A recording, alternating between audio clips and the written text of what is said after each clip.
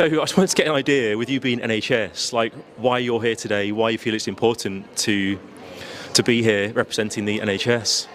Well, we stand to lose a lot of staff.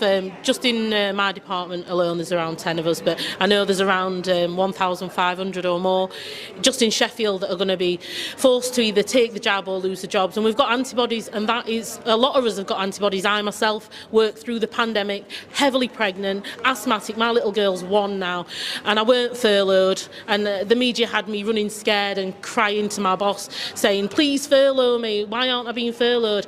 And according to the mainstream media, I should be dead by now because, you know, I worked asthmatic and pregnant, and I'm not, and I'm here, and I've got antibodies, so I don't want the jab because I've seen patients come in, only a few, but even though there's only a few, it's enough for me to say I don't want the jab. There's a few patients that I see, probably 20 patients a day, and 3 of those, on average, come in with things like palpitations, arrhythmias.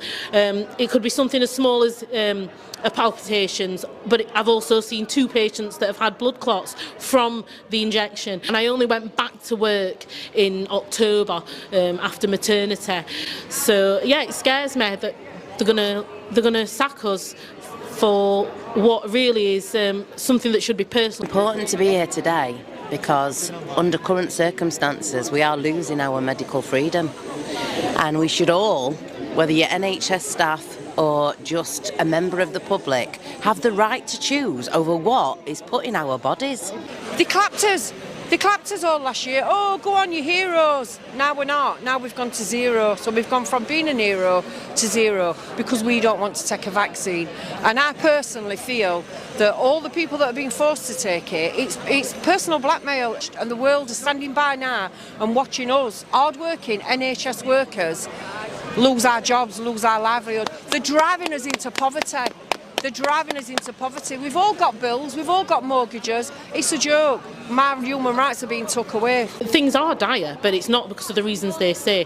Things are dire because they sacked a lot of care home staff. So now we have what's called bed blocking. That means that patients are stuck in hospital that need to be discharged into care homes, but they can't because there's not enough care home staff to look after them anymore because they've sacked them all, which then has a knock-on effect. So they're stuck in hospital, can't go to the care home because there's not enough staff to look after them because they've sacked them, and then people in turn can't be admitted to hospital because there are no beds because they're being blocked.